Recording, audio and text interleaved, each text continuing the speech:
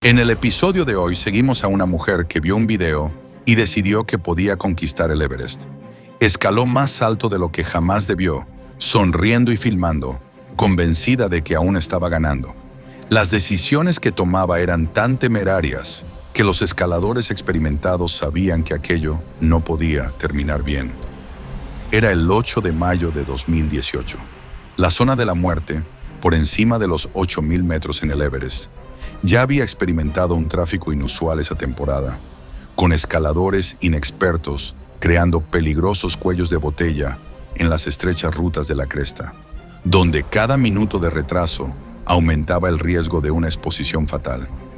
La sección más traicionera de la montaña se había convertido en una autopista de la ambición, donde escaladores con niveles de habilidad muy diferentes competían por las mismas ventanas de buen tiempo que marcaban la diferencia entre alcanzar la cima y morir.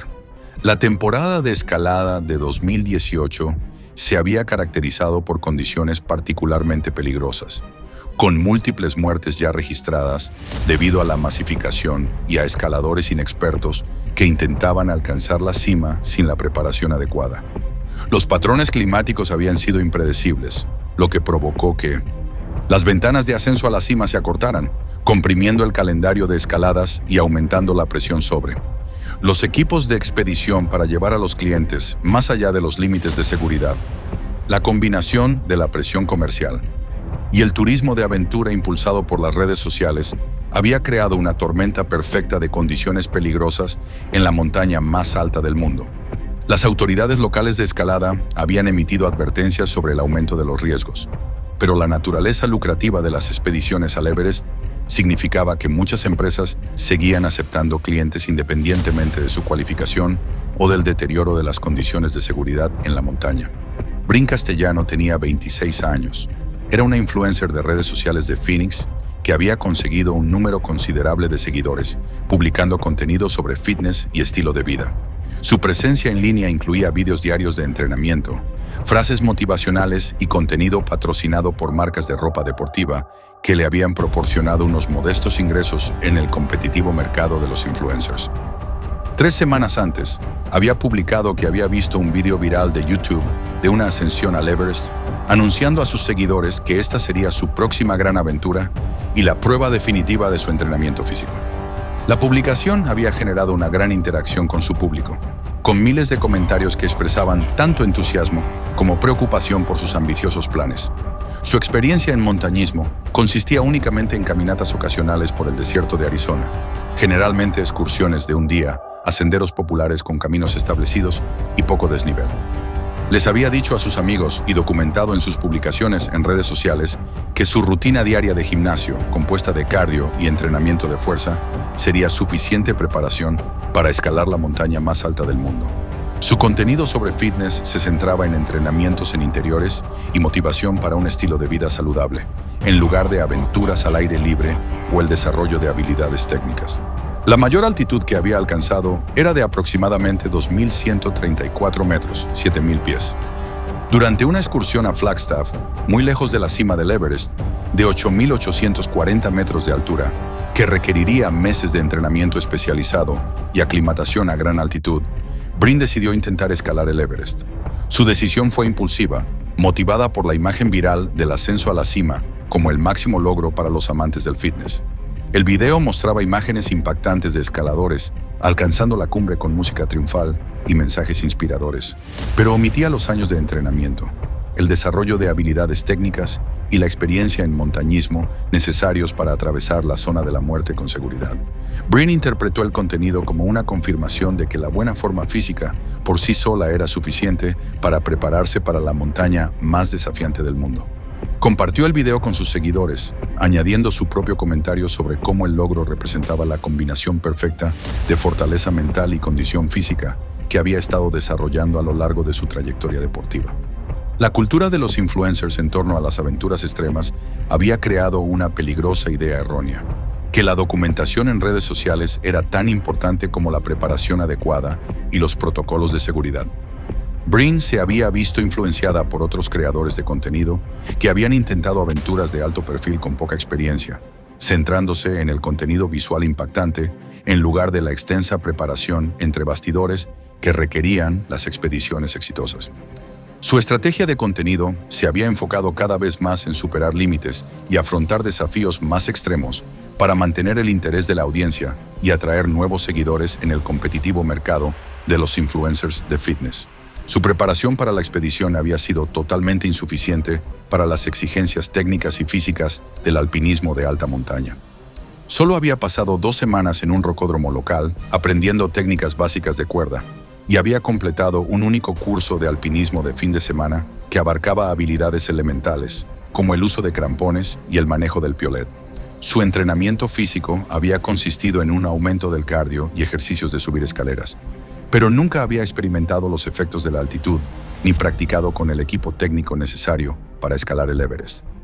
Brin había agotado el límite de varias tarjetas de crédito para pagar un servicio de expedición económico, publicando en redes sociales sus planes de llegar a la cima del mundo y documentar el viaje para sus seguidores.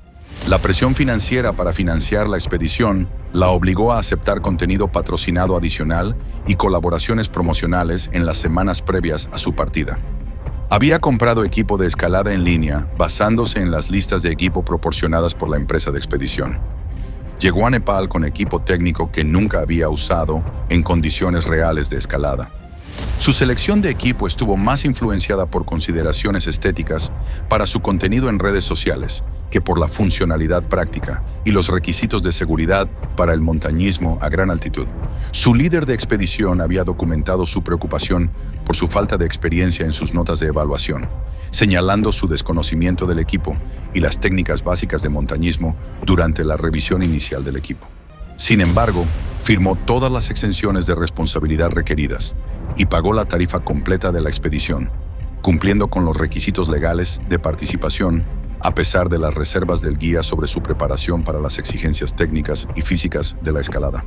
El modelo de negocio de la empresa de expediciones se basaba en el volumen más que en la cualificación del cliente, aceptando a cualquiera que estuviera dispuesto a pagar las tarifas y firmar la extensa documentación de responsabilidad que protegía a la empresa de las consecuencias legales de las lesiones o muertes de los clientes. Por encima de los 7.926 metros, 26.000 pies, los escaladores entran en la zona de la muerte, donde el cuerpo humano comienza a morir por falta de oxígeno, requiriendo oxígeno suplementario para mantener la función cognitiva básica y prevenir el mal de altura, que puede ser mortal. Las temperaturas en mayo en el Everest oscilaban entre menos 15 grados Fahrenheit durante el día y menos 40 grados Fahrenheit por la noche, con factores de sensación térmica que podían hacer descender la temperatura efectiva a niveles potencialmente mortales en cuestión de minutos.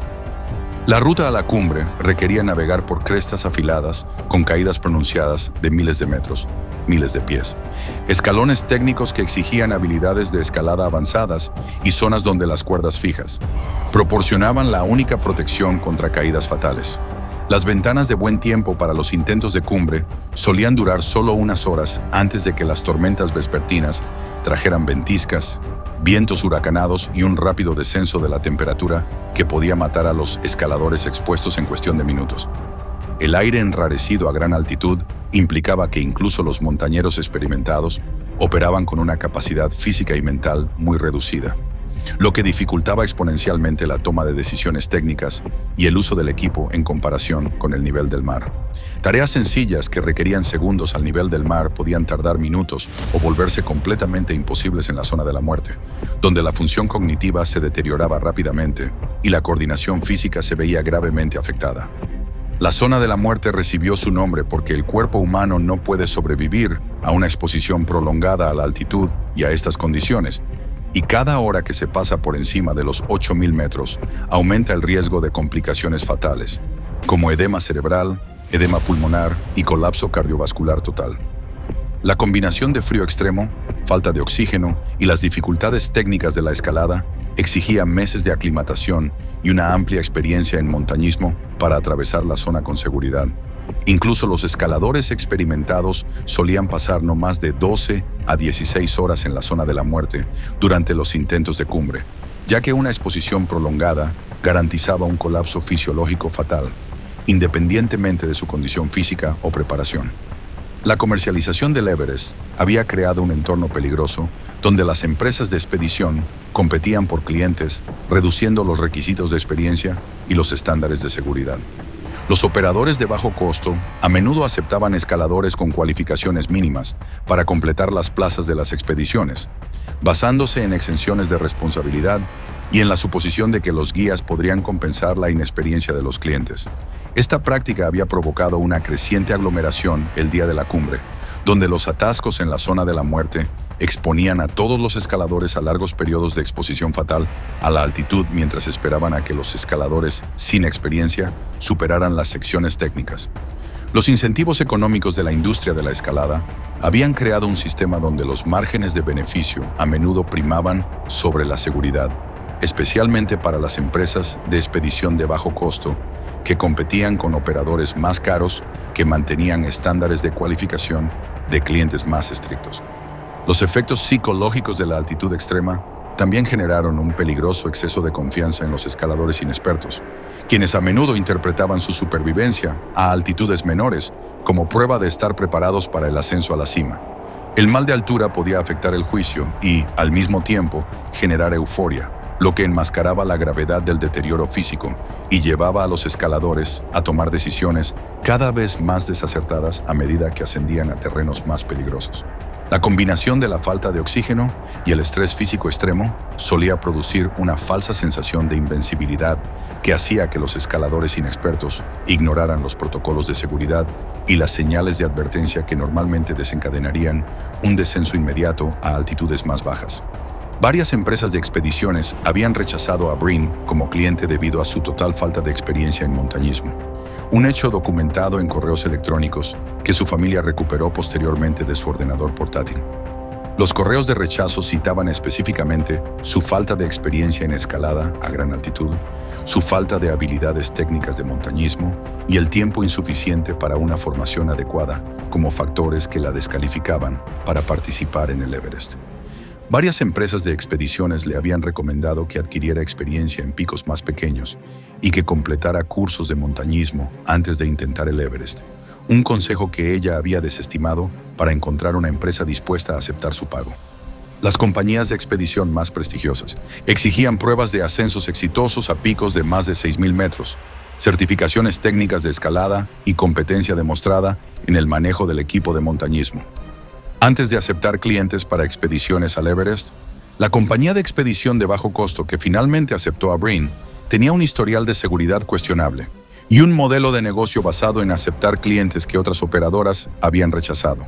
Su material publicitario enfatizaba los aspectos de aventura y logro de escalar el Everest, minimizando los requisitos técnicos y las consideraciones de seguridad que hacían que las montañas fueran tan peligrosas para los escaladores inexpertos. Los guías de la compañía a menudo estaban sobrecargados con demasiados clientes para brindar una supervisión adecuada, especialmente para los escaladores inexpertos que requerían monitoreo y asistencia constantes con tareas básicas de montaña. Durante el periodo de aclimatación en el campamento base, la inexperiencia de Breen se hizo cada vez más evidente para los demás miembros de la expedición y el personal de apoyo. Tenía dificultades con tareas básicas como ajustarse la máscara de oxígeno, asegurar correctamente las fijaciones de sus crampones y manejar su equipo en condiciones de frío extremo.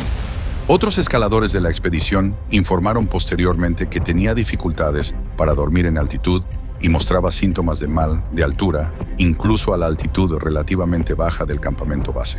Sus publicaciones en redes sociales de este periodo mostraban su entusiasmo por la aventura, pero también revelaban su falta de comprensión sobre la gravedad de los desafíos que le esperaban.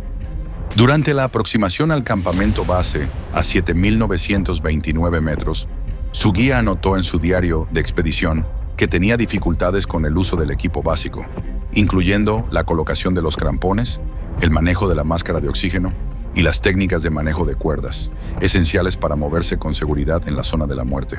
Su compañero de tienda, otro escalador de la expedición, informó posteriormente que Breen había pasado el periodo de descanso previo a la cumbre tomando fotos y publicándolas en redes sociales, en lugar de dormir y conservar energía para el exigente ascenso a la cumbre. El periodo de descanso previo a los intentos de cumbre era crucial para la preparación física y mental, ya que los escaladores necesitaban conservar todos los recursos posibles para las exigencias extremas del ascenso a la zona de la muerte.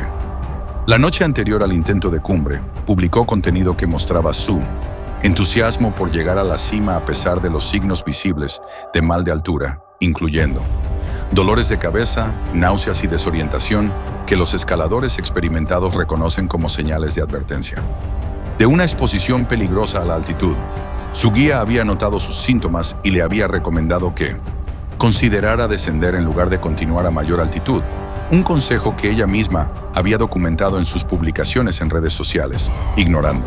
La documentación en redes sociales se había vuelto más importante para ella que las recomendaciones de seguridad, ya que había prometido a sus seguidores que llegaría a la cumbre y documentaría el logro para su entretenimiento e inspiración.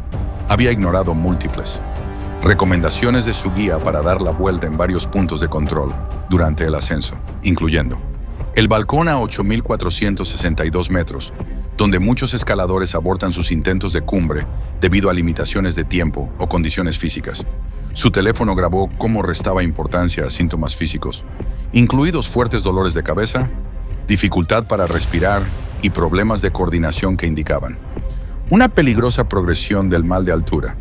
Cada punto de control representaba un momento crucial donde los escaladores debían evaluar honestamente su estado y abortar el intento de cumbre si mostraban signos de una enfermedad grave relacionada con la altitud.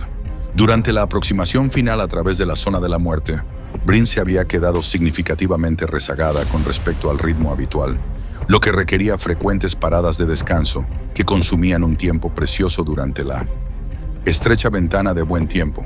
Su guía la había instado repetidamente a mantener el programa de escalada establecido, explicándole que los retrasos en la zona de la muerte aumentaban exponencialmente el riesgo de exposición fatal cuando llegaban las tormentas de la tarde. Había documentado sus dificultades en vídeo, mostrándose jadeando y tropezando en secciones técnicas que los escaladores experimentados superaban con eficiencia. Las imágenes revelaron su total desconocimiento de las técnicas de escalada en altura y su peligrosa tendencia a priorizar la documentación en redes sociales sobre la seguridad y la eficiencia. Otros equipos de expedición que pasaban junto a su grupo notaron su evidente angustia y se preguntaron si debía continuar el ascenso. Varios escaladores experimentados se detuvieron para ofrecerle ayuda y oxígeno adicional. Preocupado por sus evidentes síntomas de mal de altura severo y su aparente desconocimiento de las técnicas básicas de montañismo, su guía había estado atendiendo a varios clientes simultáneamente y no pudo brindarle la supervisión constante que su inexperiencia requería en el terreno técnico de la alta montaña. La proporción de guías por cliente en las expediciones de bajo presupuesto a menudo hacía imposible brindar una supervisión adecuada a los escaladores inexpertos que necesitaban asistencia y monitoreo constantes. Su documentación en redes sociales durante el ascenso mostraba un comportamiento cada vez más errático y una toma de decisiones deficiente a medida que progresaba el mal de altura. Las publicaciones desde altitudes elevadas contenían textos incoherentes y la mostraban quitándose equipo de seguridad esencial para obtener mejores fotos, un comportamiento que los montañeros experimentados reconocían como claros signos de deterioro del juicio debido a la falta de oxígeno. El contenido que creaba para sus seguidores ponía en peligro su vida, pero la altitud había afectado su capacidad para reconocer el creciente peligro. Sus seguidores comentaban con creciente preocupación sobre su apariencia y comportamiento en las publicaciones, pero ella no había podido procesar sus advertencias debido a su deterioro mental. Antes de continuar con lo que sucedió después, si disfrutas de estas historias, suscríbete y activa las notificaciones para recibir más contenido como este. La presión por crear contenido atractivo se había convertido en una peligrosa distracción de las decisiones cruciales de vida o muerte necesarias para atravesar la zona de la muerte de forma segura.